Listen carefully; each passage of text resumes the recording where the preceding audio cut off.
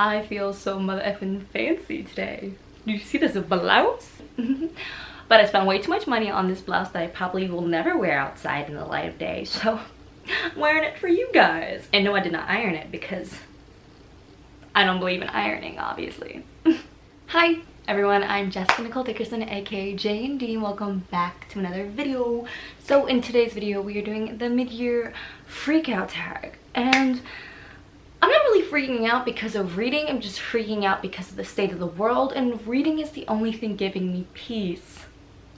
Give this video a like if you agree with that sentiment, that reading is really, you know, getting the job done. I also think this book tag always freaks me out because I'm never prepared. I don't even know where the questions are or what the questions are. That makes more sense. Google is your best friend. Okay, question 1. What is the best book you've read so far this year?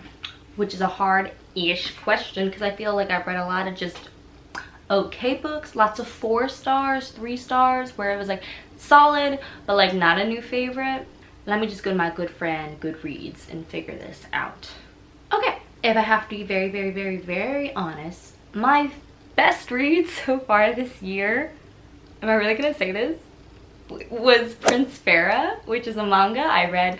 I believe it was 4 or 3 volumes, but I have never cried so quickly in a manga. Literally after the first chapter into the manga, tears forever scarred. Will never forgive the author for what she did to me, but at the same time I needed to keep reading and figure out what the F our protagonist is gonna do.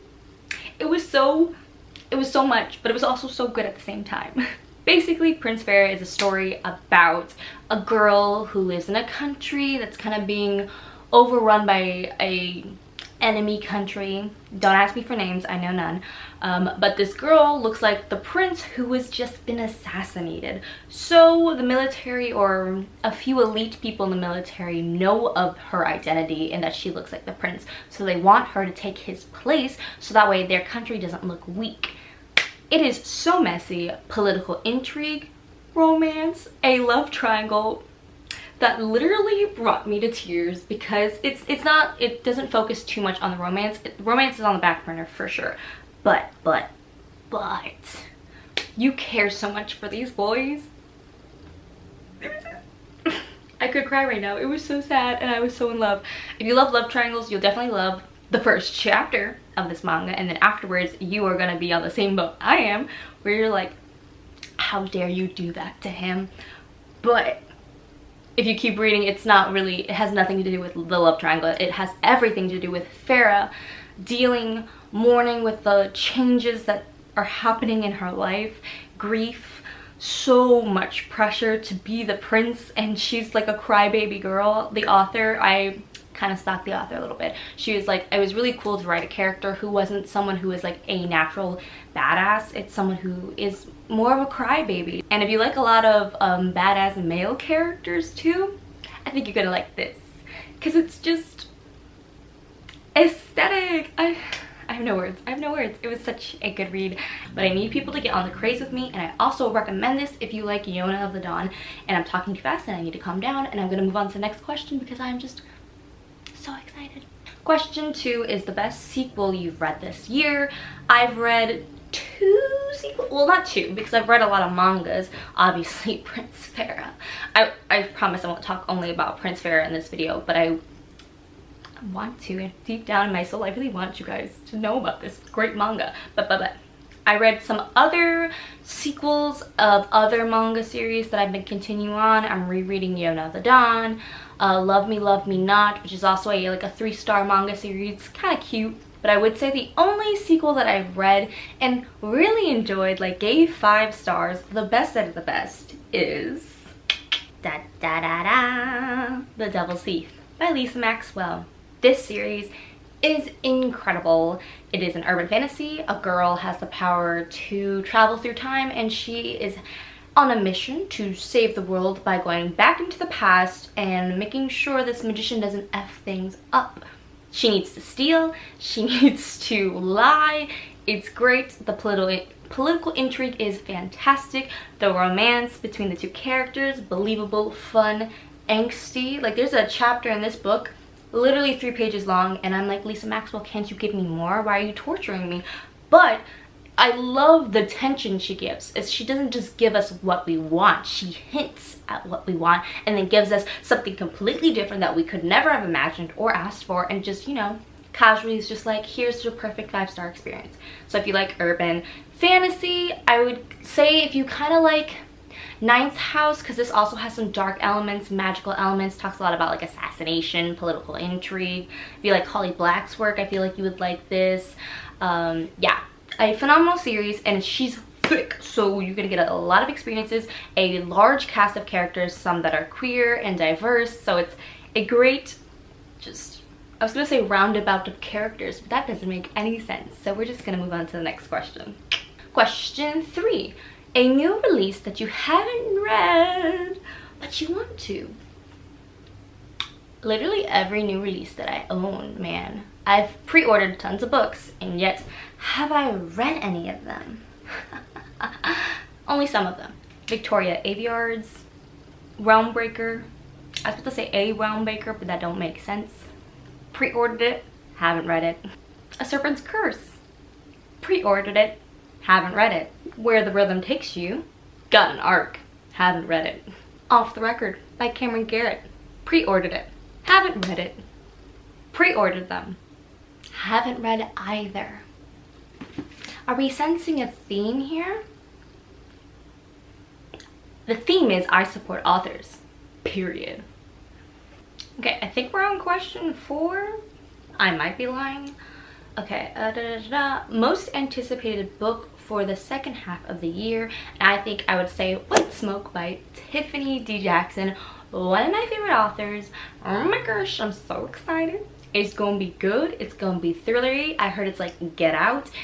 I just know Tiffany D. Jackson's gonna hit me so good. Monday's Not Coming, a top favorite book. Grown, also a top favorite book. I'm hyped. That has to be it. The one and only. My heart is so ready for that book. Well, actually it's not. It's gonna get destroyed, but I'm ready for that destruction. Number 5 is the biggest disappointment of the year, and that's kind of hard because I literally don't finish a book or won't continue reading a book if it disappoints me. So let me just go to Mr. Grove Reads again and see what's up. Ah, you know what? There was a book that I was disappointed by, After Dark by Hiroki Murakami. I'm very happy I didn't purchase this book and I just listened to the audiobook. I love the writing style. I want to check out more of his work because it was just such a straight to the point but slightly whimsical writing style. Like if you like Erin Morgenstern's The Starless Sea, I feel like you'll like his writing style. But this was a 3-star book, which is sad because I was really hoping for like a 4 or 5-star book, and it was just a 3. But this is a story about a girl who doesn't really want to go home, and she is kind of has this weird relationship with her sister, and on the parallel flip side we find out her sister's like stuck in this trance where she won't wake up. The story happens all within one night, and we kind of learn about these girls through this girl's experience at like a Denny's and at like a love motel. It was interesting. It started off really strong, but then it just didn't go anywhere. It started at a high note talking about life and experiences and love and family, and then it just kind of stayed there and then just kept talking about life and making good points, and then, you know, it ended. And I was like, can I get those 3 hours back? You didn't end with a punch. How dare you? I mean, I guess that some people don't need to have a book with an impact or a big message, but like that's what I like. So that's why it personally didn't work for me, and it was a disappointment because I was so excited for it. People have told me it's like Strange to Dream or whimsical vibes, and it wasn't. Because Strange to Dream, it has a plot. I'm getting a little tongue-tied because I'm so intense, but I'm just gonna calm down. I'm gonna calm down. We're gonna move on. We're gonna move on. Biggest surprise of the year is gonna have to be, I'm looking for it. This Time Will Be Different by Misa Segura. I need to pick up more of her work. I was astonished by this. I talked about this a lot in my wrap-up and in a reading vlog, so definitely check those out if you want to hear a lot more about this in detail. But this is a story about a girl whose family owns a flower shop, and people are coming in to buy it, and the main character is dealing a lot with racism, love, and friendship. She also deals with an abortion. So many facets. She's also Asian, so she talks a lot about the Asian American experience, especially Japanese American experience, which is intense. It talks a lot about the internment camps. Phenomenal. The writing, it was believable because the character is young, yes, 17 or so, but everything she's thinking is reasonable. Oh, and guys, there's love in here too. There's so many facets to this book. It was so amazing. 5-star. I think I'm going to continue to rave about this all year round. So make sure you check it out. Look at this beautiful cover too. She's gorgeous. So check it out, or else I will keep talking your ear off and you'll be like, but just, I don't know. Do it. That's all I'm saying. Do it. Read it. Expand your mind, your experience, your love. Open your heart to new possibilities. I think we're on question 7.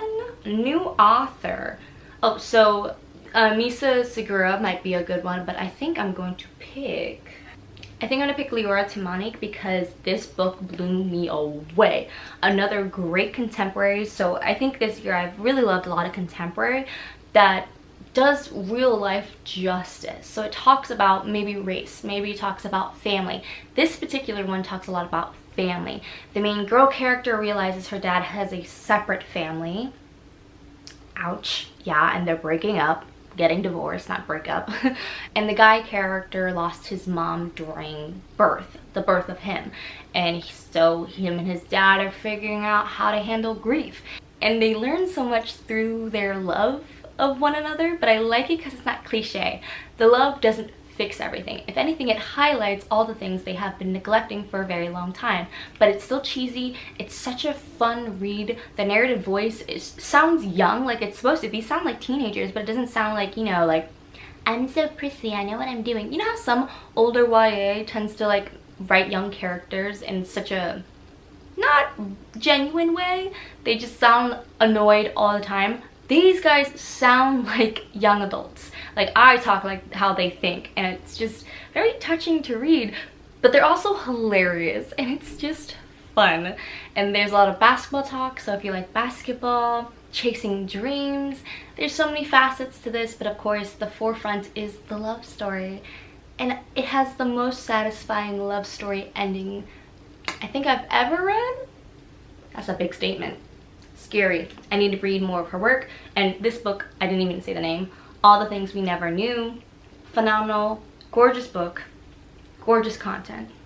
Moving on to the next question. Newest fictional crush. And I've always struggled with this question because I don't crush on characters often. I'ma just be honest. My asexuality is coming out peak of just not crushing on people. I'm just like, I don't know you. Why would I like you? But I will admit, my first character crush, fictional crush, was John Ambrose McLaren from To All the Boys You Loved Before, just because the second book in that trilogy was a 5-star to me. I love John Ambrose. I want one, and I want them to look like Jordan Fisher, please. Thank you. Just like the humble, nice, sweet guy. It just touches my soul. But I think this year's fictional crush has to go to Hawk. And I think I have mentioned this as a fictional crush of mine. Just like John Ambrose McLaren, they've only been the 2 crushes I've ever had, to be honest. But Hawk comes from Yona of the Dawn, which is another political high fantasy manga series that is like 26 volumes deep. She's a thick series and she's still coming out with books, and it's so exciting. But nonetheless, there is unrequited love. Hawk has given up that Yona will ever love him, so he is passive aggressive and so funny. But also when Yona has these rare moments of displaying affection for him where she's like, no, I need you to be by my side and protect me, he just gets all weird and blushy, and he's like, oh, that makes me so happy. But just also super passive aggressive and just funny. He's hilarious. I live for Hawk and Yona of the Dawn. He's the best. He's like me when I'm in love, where I'm like, that dude don't love me. Yeah, and so you just joke with them, and then if someone does return your feelings, you're just like, oblivious, and you're just like, nah, they don't like me, they didn't mean it like that. When they compliment my appearance, it's like, has nothing to do with me.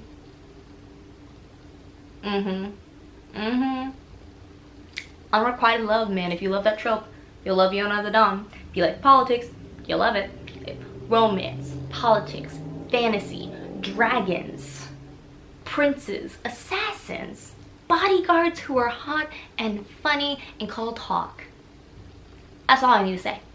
A book that made you cry. I'll be honest, I think I've been crying a lot while reading my emotional state, but I will give this to Prince Farah because I've never cried so quickly within a book, and especially a manga. I don't know how the author got me so invested so quickly, but gold star, like trophy for the win, like literal sobs.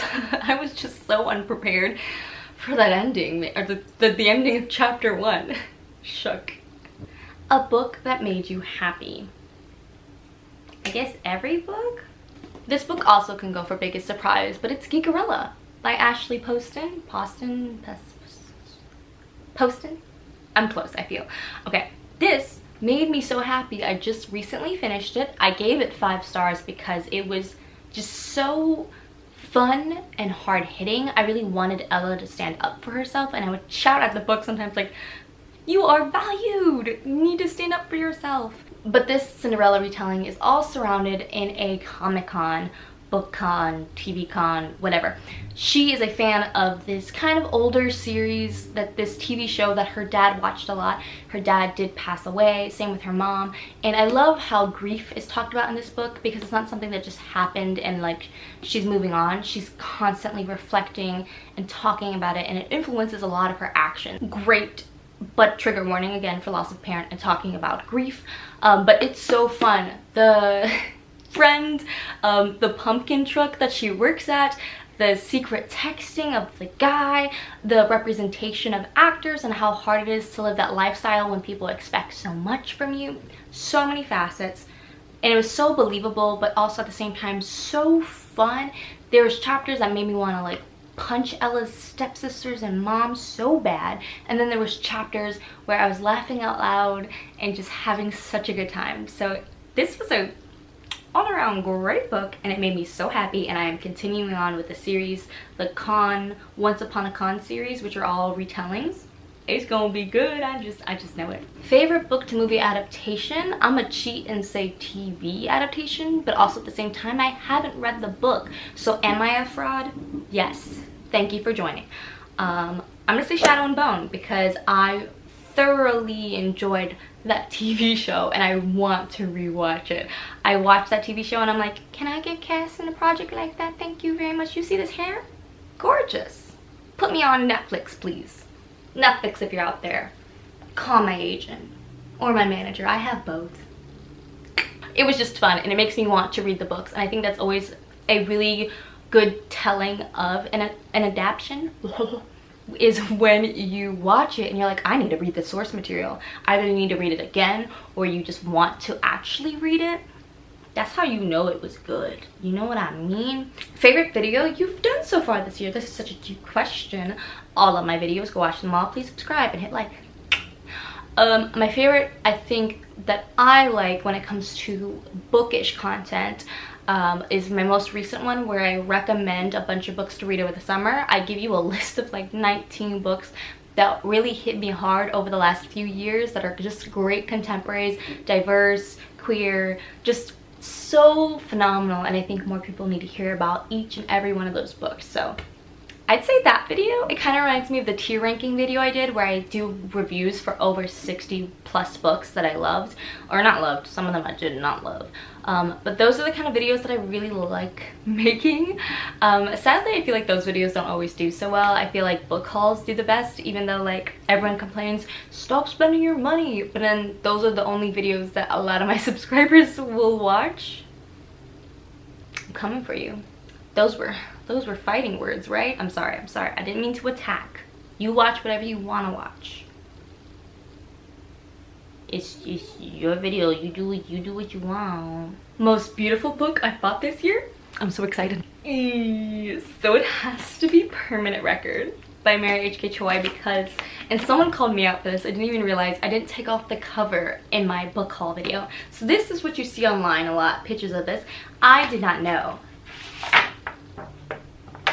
Do you, and then look, I'm shook. So it has this clear kind of cover, but all these graphics. It's so, I'm blown away. I'm blown away. I'm blown away. I've never seen a book like this. It's so beautiful. I always think Elizabeth Acevedo's work is stunning, like with the Fahrenheit, the orange cover under the dust jacket. Gorgeous. But this, blown away. I love the play with graphics of seeing him and them kind of almost kissing and then taking it off, and him kind of standing in the distance on his phone. So cool. I need to read this. It's on my list to read. I will be doing it soon. But most beautiful book, for sure. Books that you need to read by the end of the year. Basically all the books that I showed you for my new books that I haven't read yet. All of them. And then what else? There's probably more too. You know what? For this one, I'm going to mention Pachenko by Min Jin Lee because the writing style is phenomenal. I haven't finished it. I just barely started it. I'm 50 pages in and I was really enjoying this story, so I definitely hope I power through and finish this book this year. And there's also Long Walk to Freedom by Nelson Mandela. Also a thick boy. There's the loudest car humanly possible going by. How rude. So yeah, I also have A Long Walk to, I always say A Long Walk to Freedom. It's just A Long Walk to Freedom by Nelson Mandela, a like memoir of his life, and I'm really excited to read, especially this edition. There's pictures in here and stuff because we know you love a good picture book. That's why I love mangas, because reading is so dull. I need pictures, you know what I mean? That was sarcasm. Okay. But these two are definitely really thick books that I do want to power through this year. Same with the Ember and Ashes Quartet. I really want to do a reread of all of them and then finish it and read the fourth book, which is also a thick boy. I think it's like 500 pages, but I do want to read that series. So yeah, those are books that I need to read by the end of this year. Hey, those are all the questions. I hope you enjoyed this video. I hope you enjoyed the blouse, the getup, the earrings, the rings. I feel very elegant.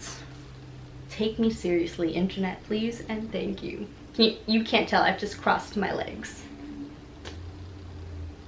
Yeah, but make sure if you enjoyed this video to give it a thumbs up. It really helps my channel, and if you want to support me even more, maybe check out my Patreon for extra exclusive content. Yeah, there's 30+ videos over there, so go check it out. Ooh, can you see? That's disgusting. Have you guys been able to see that the whole time? The amount of sweat I produce. Nasty. This is what happens when you live in SoCal. So we're just gonna put my hair in front and pretend you didn't see that. Yeah, check out my Patreon. Check out my Patreon, like this video, subscribe, and hit that notification bell if you like my content or like me. I will see you in the next video. I hope this video gave you a little bit more sunshine. Bye. Dang, nobody told me I was sweating this much. The disrespect.